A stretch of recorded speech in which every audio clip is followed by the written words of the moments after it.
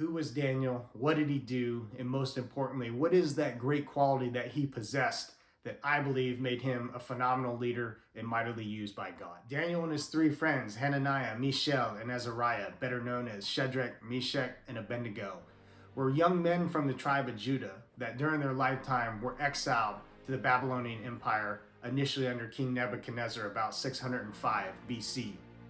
These were young men who loved God, who were determined to serve God, but were selected by the king to be trained up for 3 years in his court, schooled in all the ways of Babylon to serve him later on after they completed their training. One of the things that really causes these young men to stand out, though, is their desire to serve God.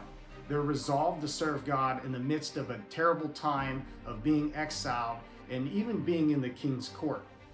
Daniel and his friends refused to eat the king's food, refused to drink the king's drink, and determined that during this process they were not going to be defiled by the world. They finished their training, and it says in Daniel 1 that they were found to be 10 times greater, which to me is just mind-blowing. 10 times greater than any other enchanter, magician, sorcerer, wise man.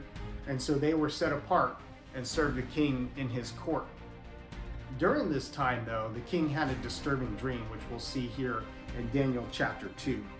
King Nebuchadnezzar has a disturbing dream, and he calls all of his wise men to him. And he's like, I had this dream, I need to know what it means, but here's the caveat. If you can't tell me what it means, I'm gonna kill all you guys, because that's this important to me. So he tells all the wise men, I need to know what this dream was. I need to know the interpretation. And then they tell him, we're going to pick up real quick here in Daniel chapter 2. They say, the Chaldeans answered the man and said, there is not a man on earth who can meet the king's demand. For no great and powerful king has asked such a thing of any magician, enchanter, or Chaldean.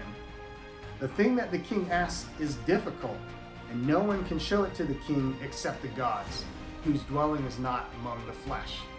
So they're trying to buy time, and the king is like, look dudes, I see through what you're doing. Here's my final word. If you can't tell me what my dream was and tell me what its interpretation means, I'm gonna kill you. So they couldn't, so he sent the word out. All right, start getting rid of these guys. No one could give me what I wanted to know, so they're gonna die. Word trickles down, gets to Daniel, and he tells the captain of the guard, he's like, whoa man, let's pump the brakes for a minute, all right? What's going on? I feel like Daniel's just like, everyone take a deep breath, let's assess the situation. Why are we about to kill me and my friends? So the captain of the guard tells him, and immediately Daniel's like, I need to go see the king, I need to set up a time, I'm gonna be able to tell him what this dream was. So he goes and stands before the king and he says, I'll be back. I'm going to interpret your dream. I'm going to tell you what it was. Just give me a little bit of time. So Daniel boldly stood before the king and he trusted in his preparation. And I think that's a key leader characteristic is the fact that Daniel was preparing, God was preparing Daniel for this time. And when the moment came, he was ready to go. So then he goes home, and sometimes I wonder, how far did he live from home? Did he walk? Did he run? Did he jog? Did he ride a horse? Did he catch a ride?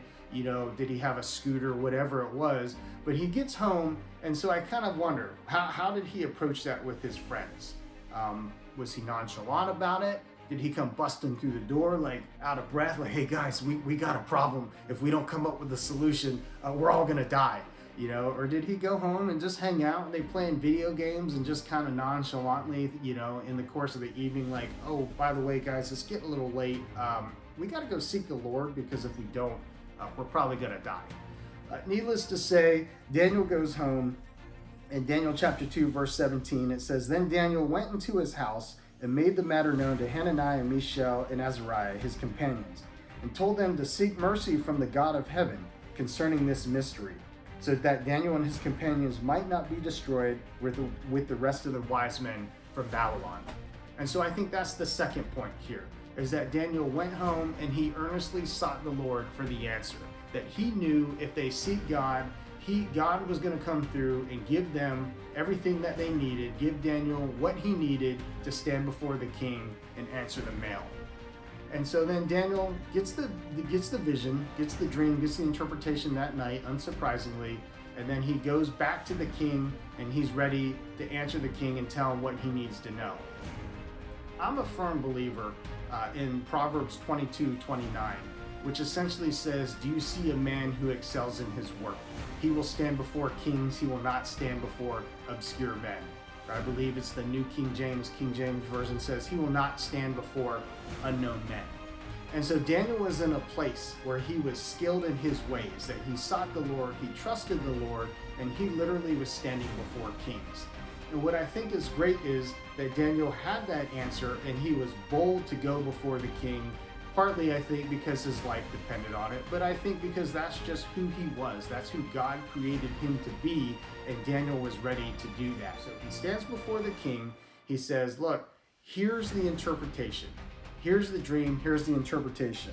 And it says in 27, Daniel answered the king and said, no wise man, enchanter, magician, or astrologer can show the king the mystery that the king asked. He didn't stop there though, and this is what is awesome. But, and there's always a but with God, but there is a God in heaven who reveals the mysteries, and he has made known to King Nebuchadnezzar what will be in the latter days. And then he goes on to tell him the dream and the interpretation. That is what I believe is the greatest characteristic of a leader. And I don't know if you caught the subtlety, right? So Daniel was prepared by God. He trusted his preparation. Daniel sought the Lord for the answer, and the Lord gave him the answer. He used his platform, he used his answer, he used his wisdom that God gave him to glorify his God in heaven. That he made it clear to the king. He said, there is a God in heaven who will reveal this mystery to you, and I'm standing here to deliver that message on behalf of God. And so I want to kind of take that concept here and then look at it and how we apply it to the world. The world is looking for answers. King Nebuchadnezzar was looking for answers. He had a disturbing dream. The king knew something was wrong and he needed to know what it was. And that's the world we live in right now. We're coming out of COVID. We got politics, we got economy, we got all these issues, the schools and the behavior and everything, everyone that you talk to, it's, hey, there's all these things going on. People are looking for answers. People are concerned. People are worried. And so I believe part of our job as believers, as Christians, is to pray to God for our specific situations, pray to God as to what's going on, and then have the answers. We can have the answers that people are looking for, which I believe primarily is the hope that can be found in Jesus Christ, the hope that can be found in relationship with Jesus Christ. We don't have to be in your face. We don't have to be doing cartwheels because we found the answer. We don't have to be prideful or arrogant or boastful, but I think even just a simple acknowledgement of, hey, I have this answer, but the reason I have it is because of my relationship with Jesus Christ, because I have the power of the Holy Spirit in me, and that's what gives me the wisdom that I need to provide this to you. Let's sit down, let's talk about it. Let me give you a biblical perspective on this situation. So there you have it, guys. Those are the three main things that we can take away from the book of Daniel in this specific example, is that he trusted in his preparation of the Lord, that he trusted God, he refused to defile himself with the ways of the world, he stayed connected to his God. Then he sought the Lord for answers earnestly when he needed it, and then when he stood before kings, he took advantage of that opportunity, not just to answer the questions that the king had, but to give glory to his God in heaven. And so I want to challenge you guys out there. What are you doing, and what's an example? What's an opportunity that you have before you where you can have the answers that the world is looking for, that you can be bold in your faith, that you can take a step forward and glorify God in all things that you do? All right, guys, with that, be blessed, and I'd encourage you, whatever's on your heart, to take the next step.